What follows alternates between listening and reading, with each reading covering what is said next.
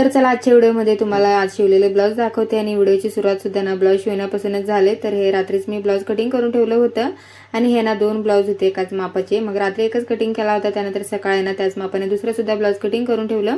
त्यानंतर हे ब्लाऊज शिवायला बसले होते। तर हे ना गडवाल साडीवरचं ब्लाऊज आहे आणि साधाच होता, त्यामुळे पटकन शिवून झाला आणि याचं कापड असेल ना तर पटकन होतो।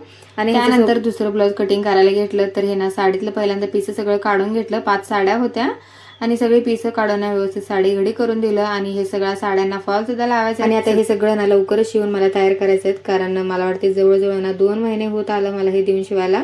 आणि त्यांचं काय असं नव्हतं की आत्ताच द्या वगैरे, आणि माझं असंच होतं अर्जंट नाही निवांत द्या म्हटलं की मग एवढं निवांत होतं। पण आता त्यांचा कॉल आला होता शिवा म्हणून, तर तेच मी शिवण्यासाठी काढले बाहेर आणि ज्या ब्लाऊजचं अस्तर अवेलेबल होतं तर ते ब्लाऊज मी कटिंग करून ठेवलं। आणि संध्याकाळी ना माझं डोकं जाम दुखत होतं, म्हटलं तेल लावून घेऊयात म्हणजे डोकं शांत होईल। आणि परत मी शिवायला बसले होते, जे कटिंग केलेलं ब्लाऊज होतं तर ते मी शिवून तयार केले।